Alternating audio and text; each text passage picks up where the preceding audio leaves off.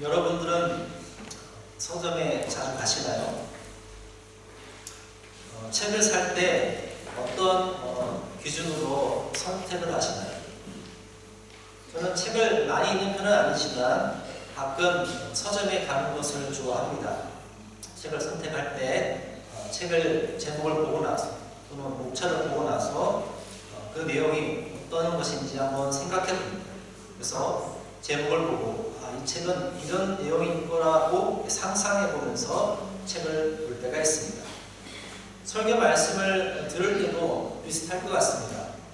주보에 적힌 설교 제목을 보면서 오늘은 이런 말씀을 하시겠구나 라는 상상을 해볼 수 있습니다. 오늘 여러분들은 주보를 보시면서 어떤 생각을 하셨나요? 제목을 보면 기도에 관한 말씀이라고 이렇게 느끼실 수 있었을 것입니다. 제 생각일 수 있지만 어쩌면 자세히 보면 믿음으로 드리는 기도라고 이렇게 주제를 잡아도 될 것 같은데 여기에 신뢰하는 이라는 단어를 넣습니다. 그러면 이 믿음과 신뢰는 도대체 무슨 관계가 있을까?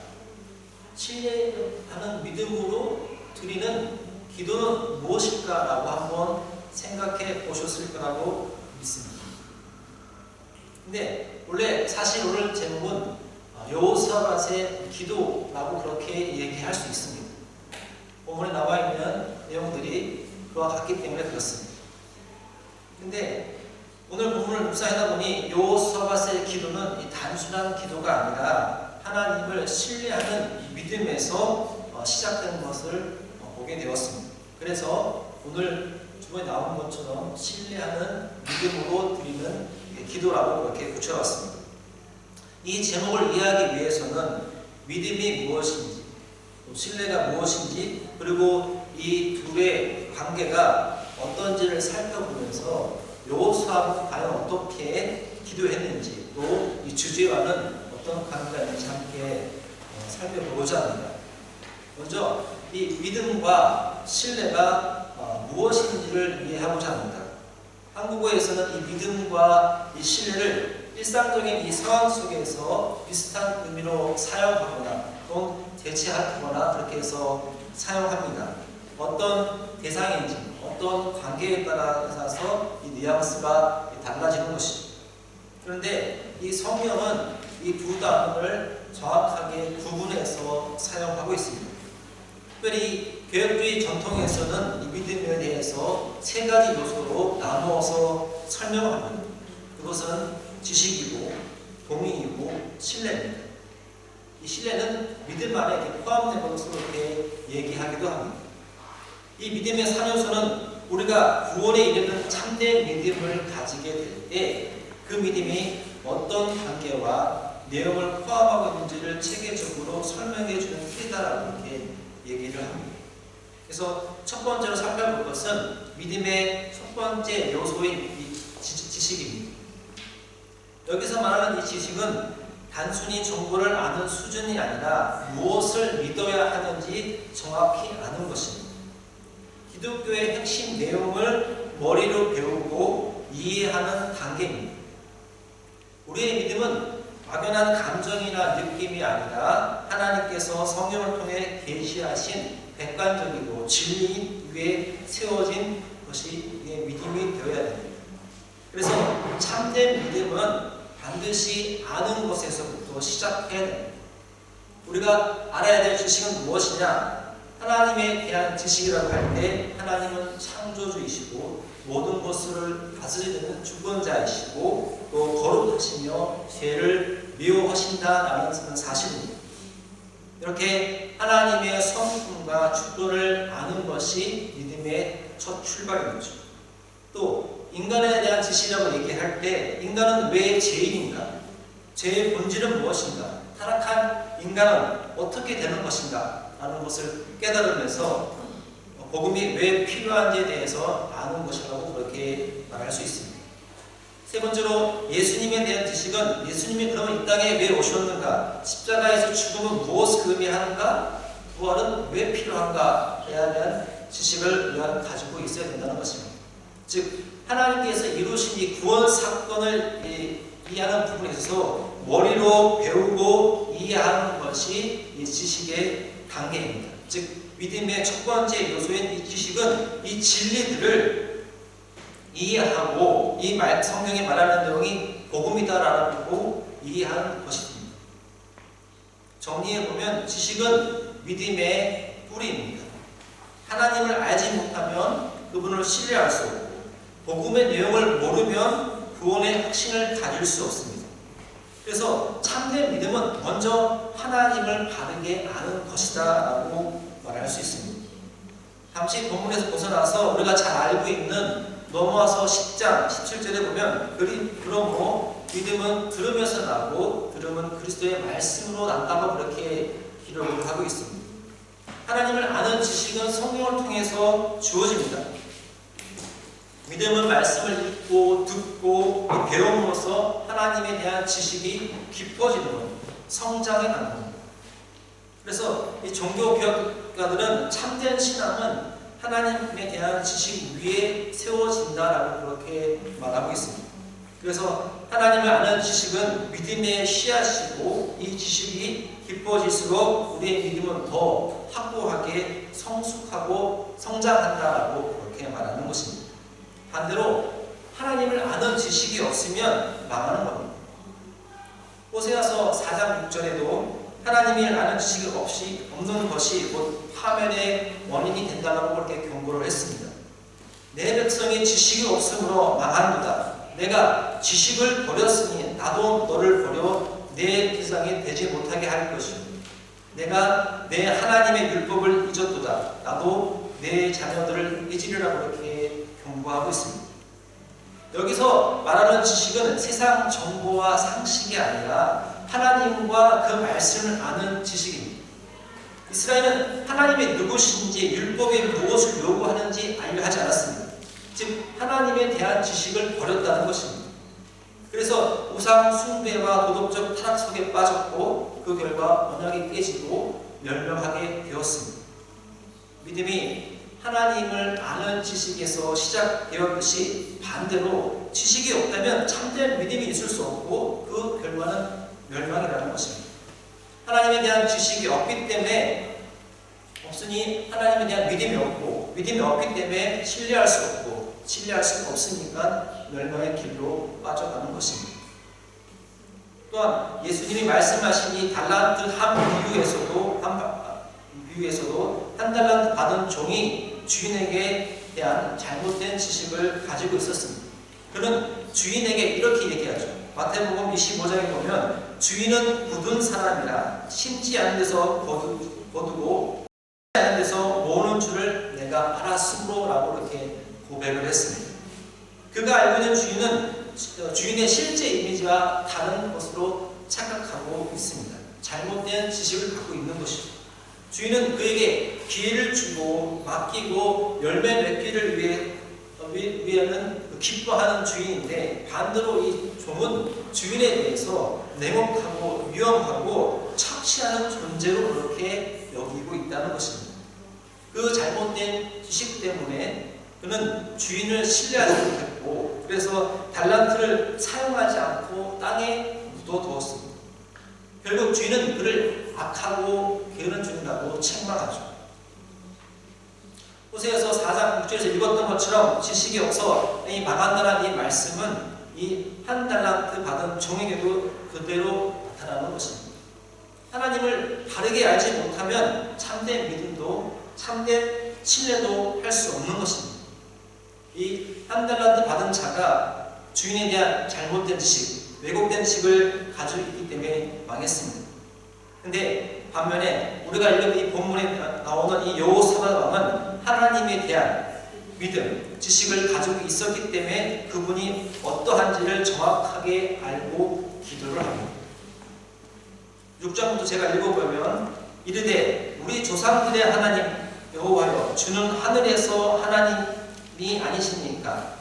이방 사람들의 모든 나라를 다스리지 아니하시나이까? 주의 손에 권능 권세와 능력이 있사오니 능히 주와 맞설 사람이 없나이다. 우리 하나님이시여 전에 이 땅 주민을 주의 백성 이스라엘 앞에서 쫓아내시고 그 땅에서 주께서 사랑하시는 아브라함의 자손에게 영원히 주지 아니하셨나요? 그들이 이 땅에 살면서 주의 이름을 위하여 한 성소를 주를 위해 건축하여 이르기를 하면서 얘기를 하고 있습니다. 이미 여호사밧은 이 하나님에 대해서 확신하고 그에 대한 지식을 갖고 있는 것입니다. 하나님이 누구신가? 주는 하늘의 하나님이시다. 하늘에 계신 하나님이시고 창조하신 세계를 다스리시는 분이다. 모든 나라를 다스리는 분이다라고 그렇게 알고 있고, 또 능히 어떤 사람도 그와 하나님과 맞설 사람이 없다라고 얘기하면서 하나님의 주권에 대해서 강조하고 있습니다. 다시 말하면 여호사밧의 이 기도는 하나님이 어떤 분이신지에 대한 정확한 지식에서 시작되었습니다. 더 나아가 여호사밧의 기도는 약속의 말씀을 기억해서 다시 한번 기도하고 있습니다. 9절 말씀에 보면 이 성전 앞에서 주를 향하여 부르짖으며 주께서 들으시고 구원하시겠다 말씀하지 아니하셨나이까? 라고 그렇게 기도합니다. 이 말은 즉흥적으로 위기 앞에서 한 말이 아닙니다. 그의 머릿속에 분명히 기억된 말씀이 있었기 때문에 그렇습니다. 그 말씀은 바로 솔로몬의 성전 봉헌 기도였습니다. 여호사밧이 이 기도한 것은 솔로몬 성전 기도가 언급돼서 이렇게 얘기한 것은 언약의 근거에서 하나님이 약속을 지킬 것이라고 지금 지킬 것이라고 요청을 하고 있는 것입니다. 성경 말씀 다 함께 한번 찾아볼 텐데요. 역대하 6장 28절에서 30절 말씀 한번 보겠습니다. 역대하 6장 28절에서 30절 말씀입니다.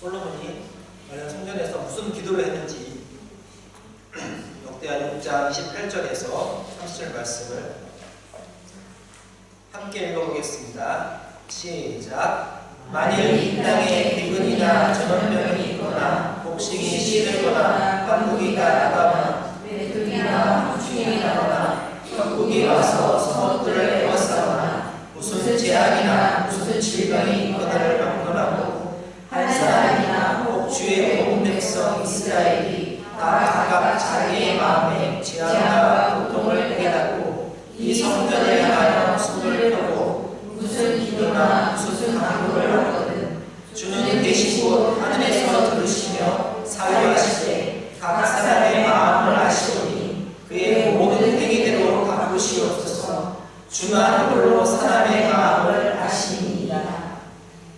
솔로몬은 성전을 향해서 솔로몬의 기도는 성전을 향해서 기도하면 하나님께서 반드시 들으신다는 것을 이렇게 강조하고 있습니다. 즉 어떤 상황이든 어떤 기근이든 전염병이든 곡식이 시들든 너희가 가지고 있는 그 모든 상황 가운데 기도하고 간구하면 들어주신다라는 것을 얘기하고 있습니다. 이 약속은 개인적인 것이 아니라 하나님과 이스라엘 전체에 맺어진 언약적 약속입니다. 여호사밧이 당하고 있는 위기 속에서 단순히 지금 기도하는 것이 아니고 약속의 말씀을 믿고 지금 기도하고 있는 것입니다.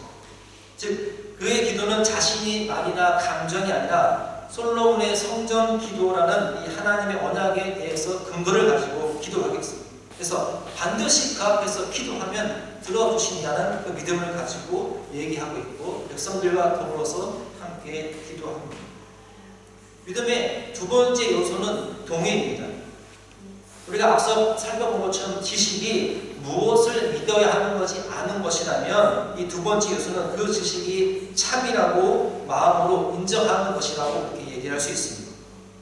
이 동의란 단순히 지식을 머릿속에만 두는 것이 아니고 이 말씀이 진짜구나, 이것이 진리다라고 내 마음의 사실로 받아들이는 그런 것입니다. 지식은 하나님은 이런 분이시다, 인간은 죄인이다, 예수님은 구주시다 라는 내용을 아는 것이라면 이 동의는 그렇습니다, 맞습니다, 그 말씀이 진리입니다 라고 하면서 받아들이는 것입니다. 예를 들어서 하나님이 창조주이시다 하는 것은 지식이 될 수 있죠. 근데 그 하나님이 살아계신다라고 믿는 것은 동의하는 것입니다. 인간은 죄인이다 이건 지식이고 그 죄인이 바로 나라고 얘기하고 그를 깨닫는 것은 동의입니다. 예수님이 구주이시다라고 말하는 것은 지식이 될 수 있고 예수님이 나의 구주이시다라고 하는 것은 그 지식을 동의로 받아들이는 것입니다. 즉, 이 동의라는 것은 지식을 가슴으로 마음으로 받아들이는 과정입니다. 그래서 진리를 아는 것만으로 충분하지 않다. 그 진리가 참되다고 마음으로 인정해야 된다라고 개혁가들은 얘기하고 있습니다. 그럼 이 믿음의 두 번째 이 단계인 이 동의에 대해서 이 여호사밧은 어떻게 그것을 보여주고 있을까요? 오늘 읽지는 않았지만 20장 다시 14절에서 18절 말씀을 보겠습니다. 20장 14절에서 18절 말씀입니다. 20장 14절에서 18절 말씀 함께 있습니다. 시작. 여호와의 영이 회중 가운데서 레위 사람 야하시에게 임하셨으니 그는 아삽 손자의 손이요 여리엘의 중손이요 은하야의 손자요 스가랴의 아들이라. 야하시엘이 이르되 온 유다와 예루살렘 주민과 여호사밧 왕이여 들을지어다. 여호와께서 이같이 너에게 말씀하시기를 너희는 이 큰 무리로 말미암아 두려워하거나 놀라지 말라. 이 전쟁은 너희에게 속한 것이 아니요 하나님께 속한 것입니다. 내일 너희가 그들에게로 내려가라. 그들이 시스보기로 올라올 때에 너희가 골짜기 어귀 요르엘 들 앞에서 그들을 만나려니와 이 전쟁에는 너희가 싸울 것이 없나니 대면을 들고 서서 너희와 함께한 여호와가 구원하는 것을 보라. 유다와 예루살렘아 너희는 두려워하지 말며 놀라지 말고 내일 그들을 맞서 나가라. 여호와가 너희와 함께하리라 하셨습니다. 아멘. 여호사밧이 몸을 굽혀 얼굴을 땅에 대니 온 유다와 예루살렘 주민들도 여호와 앞에 경배하고. 여호사밧이 기도하고 나서 이 야하시를 통해서 받은 기도의 응답입니다. 두려워하지 마라, 놀라지 마라. 오히려 내가 구원하는 것을 보라고 얘기하면서 그들을 격려하고 그렇게 하고 있습니다. 이 말씀을 들은 이 여호사밧이 어떻게 그가 인정한 그 하나님의 말씀을 받아들이냐면 18절 읽은 말씀처럼 여호사밧이 몸을 굽혀 얼굴을 땅에 대고 온 유다와 예루살렘 주민들도 여호와 앞에 엎드려 경배했다고 얘기했습니다. 그 말씀을 믿고 그렇게 이루어질 것을 믿고 지금 받아들이고 있는 것입니다. 지금까지 이 믿음은 하나님이 정말로 살아계신 분이고 나를 사랑하고 계신 분이다라고 진심으로 인정하고 받아들이는 것이 믿음입니다. 보이지 않아도 살아계심을 믿고 확신하는 것입니다. 하나님께서 성경을 통해서 우리에게 주신 모든 말씀을 절대적으로 옳다고 받아들이고 그리고 그 말씀대로 살려고 노력하는 그 마음인 것입니다. 중요한 것은 믿음의 이 두 요소인 이 지식과 이 동의는 참된 믿음의 필수적인 재료이지만 이것만으로 구원에 이르는 믿음이 완성되지는 않습니다. 참된 믿음의 완성은 이 세 번째 요소인 신뢰가 있어야 됩니다. 앞서 말씀드린 것처럼 지식과 동의가 믿음의 머리와 정보였다면 신뢰는 믿음을 이 가슴과 행동으로 나타내는 것입니다. 신뢰하는 것은 인정하는 것을 넘어서 하나님께 자신을 맡기고 행동으로 나아가는 것입니다. 쉽게 말해서 지식은 머리이고 동의는 가슴이고 신뢰는 발걸음이라고 해도 될 것입니다. 즉 신뢰는 믿음의 실제 행동으로 나타나는 것을 말하는 것입니다. 만약에 우리가 이것을 의자로 비유한다면 이렇게 말할 수 있겠죠. 의자가 튼튼하다는 것을 아는 것은 지식입니다. 그런데 그 의자가 진짜 튼튼하다고 인정하는 것은 또 동의로 받아들일 수 있습니다. 그리고 실제로 그 의자에 앉아 내 몸을 맡기는 것은 신뢰인 것입니다. 여기서 진짜 믿음은 어디서 완성이 되느냐? 바로 앉을 때, 행동할 때 그 믿음이 완성이 되는 것입니다. 즉 신뢰는 하나님이 나의 삶을 책임지신다는 행동으로, 확신으로 그 말씀을 따라서 결정하고 그분의 말씀대로 따라 살겠다고 다짐하고 실제적으로 사는 모습으로 나타나는 것입니다. 이 믿음을 보여준 사람이 오늘 여호사밧이 세 번째 믿음의 요소인 이 신뢰를 어떻게 보여줬냐, 20절 말씀을 제가 읽어보면 이렇습니다. 이에 백성들이 아침 일찍 일어나 두고와 둘러 나가니라. 나갈 때 여호사밧이 서서 있는데 유다와 예루살렘 주민들아, 내 말을 들을지어다. 너희는 너희 하나님 여호와를 신뢰하라. 그리하면 견고히 서리라. 그의 선지자들을 신뢰하라. 그리하면 형통하리라. 라고 이렇게 말씀하고 있습니다. 즉 이미 그가 하나님에 대한 지식을 가지고 있고 그분이 어떤 일을 하셨는지를 받아들였고 그분을 믿기 때문에 이 선제를 통해서 너희가 구원을 받고 두려워하지 말라는 말씀을 들었을 때 그 말씀을 듣고 그 여호와를 신뢰하라고 말씀하고 있습니다. 그리고 그리하면 형통할 것이라고 말을 하고 있습니다. 자신이 먼저 하나님을 신뢰했기 때문에 백성에게도 신뢰하라고 이렇게 말할 수 있는 그런 지금 여호사밧의 모습입니다. 그리고 그것은 멈춘 것이 아니라 실제로 20절 이후에 보면 행동으로 나아갔습니다. 21절에 보면 뭐라고 나왔냐면 백성과 더불어 운운하고 노래하는 자들을 택하여 거룩한 예복을 입히고 군대 앞에서 행진하여 여호와를 찬송하여 이르기를 여호와께 감사하세 그의 인자하심이 영원토다 하게 하였다라고 고백합니다. 실제 행동으로 하나님을 의지하면서 찬양대를 전쟁 앞에서 세웠습니다. 이해가 되지 않죠. 전쟁을 하는 시간인데 군대를 앞세운 것도 아니고 군인을 앞세운 것도 아니고 전략적인 것을 얘기한 것도 아니고 무기를 가지고 나아가는 것이 아니라 그 전쟁 앞에 찬양대, 노래하는 사람들을 세웠다고 얘기합니다. 그리고 또 노래하는 사람들을 통해서 하나님 믿고 나아갔을 때 22절에 뭐라고 나와 있습니까? 그 노래와 찬송이 시작될 때에 여호와께서 복병을 두어 유다를 치러 온 아몬 자손과 모압과 세일산 주민들을 치게 하시고 그들이 패하였다라고 이렇게 고백을 하고 있습니다. 여호사밧이 이렇게 백성들과 더불어서 하나님을 믿고 신뢰하고 그 신뢰하는 모습으로 행동으로 나타날 때에 여호와께서 비로소 하나님께서 그들에게 복병을 주시고 그 전쟁을 패하게끔 하는 그런 일들을 오늘 본문을 통해서 말하고 있습니다. 찬양이 시작되는 순간, 신뢰의 행동이 나타나는 순간 하나님께서 함께 하셔서 그들을 도우셨습니다. 지식과 동의에서 출발한 믿음이 신뢰하는 것을 통해서 행동으로 나타날 때에 하나님이 함께 하신다는 사실입니다. 여호사밧은 믿음을 통해 하나님을 인정했고 신뢰를 통해서 하나님 앞에 나타냈습니다. 그 결과 하나님께서 일하셨습니다. 참된 믿음은 씨앗과 같아서 그것이 진짜라면 반드시 신뢰는 열매를 행함으로 나타난다는 것입니다. 신뢰가 없으면 야고보서가 말한 것처럼 죽은 믿음이 되는 것입니다. 우리가 신뢰할 때 우리의 믿음이 완성되는 것을 믿고 우리 삶 가운데 이런 신뢰의 모습들이 하나님 앞에서 나타나기를 소망합니다. 정리해보면 믿음은 지식, 동의, 신뢰라는 큰 개념을 가지고 있습니다.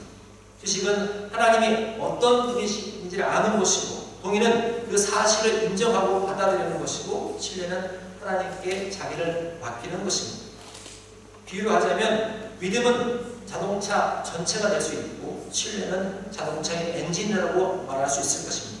엔진이 없으면 자동차는 움직이지 않지만 자동차는 엔진에도 차체와 바퀴가 있어서 완전체를 이루어가는 것입니다.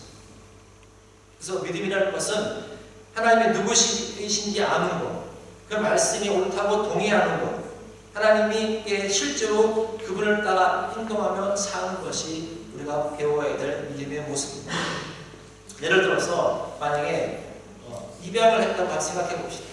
입양을 했는데 그 아이가 처음에는 자기 부모님에 대해서, 아버지에 대해서 인정하지 않습니다. 그러나 법적으로 그것을 깨닫게 되고 법적으로 인정하는 것을 받게 되고 생활하면서 아버지와 부모님으로부터 보호받고 또 보살핌을 받고 그로부터 살아가면서 이분이 진짜 나의 아버지라고 깨닫는 것입니다.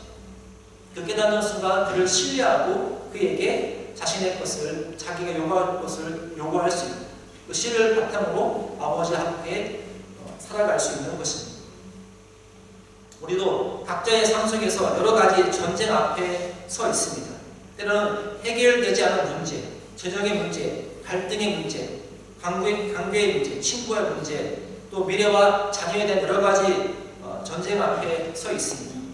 우리는 그 속에서 기도해야 되는 것을 알고 있습니다. 그래서 기도합니다. 그런데 솔직히 우리의 기도의 모습을 돌아보면 우리의 기도는 감정만 가득할 때가 있고 내 생각과 내 계산대로만 기도할 때가 있습니다. 하나님이 실제로 어떻게 역사하시는지 무엇을 약속하셨는지 붙들지 않고 그냥 기도할 때가 있는 것입니다.